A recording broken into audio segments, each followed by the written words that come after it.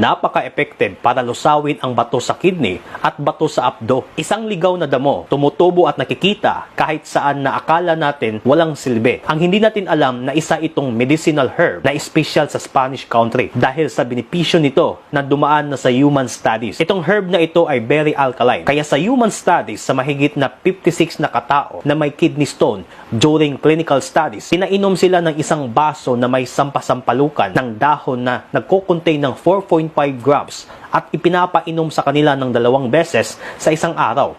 Pagkalipas ng 14 days, nakita ng mga researcher na ang kidney stone ay lumiit yung size nito. Kaya siya tinatawag na stone breaker. Kaya pagdating sa anecdotal evidence or testimony dito sa Pilipinas, umiinom sila nito ng 2 beses sa isang araw sa loob ng 2 hanggang 3 buwan.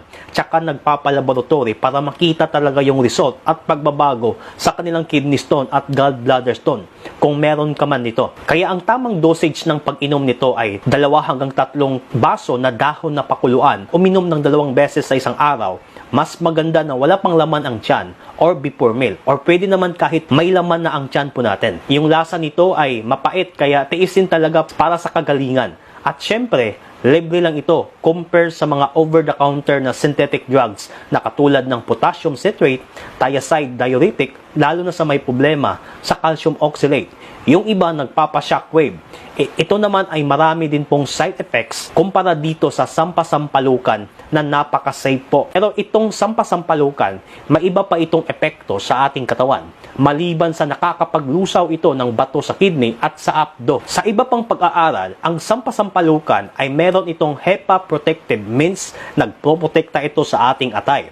Gastroprotective meaning sa taong may ulcer at anti-HEPA-B din ito, anti-HIV dahil sa mga identified na mga compound sa pag-aaral na malaki ang pakinabang nito sa taong may HIV para palakasin ang immune system mga kaibigan. May iba't ibang uri ng kidney stone, calcium oxalate stone, uric acid stone, cystine stone, strobite stone, kaya pwede itong sampak-sampalukan sa research study, wala pa itong long-term side effects sa pag-iinom nito mga kaibigan. At mas nire-recommend ko na kayo ang kumuha ng dahon at magpakulo nito sa bahay kaysa doon sa mga capsule or supplement na binibenta sa online. Hindi tayo sure kung totoong natural.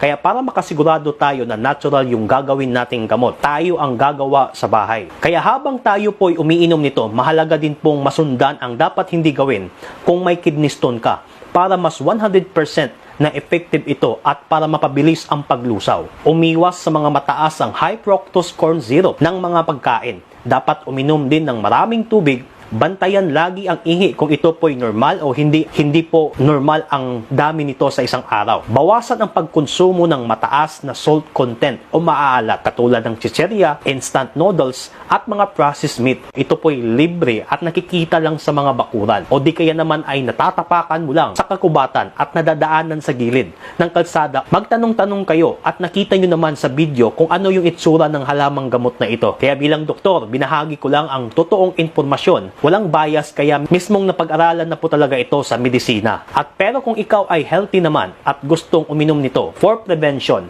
at makaiwas na din sa iba pang mga sakit,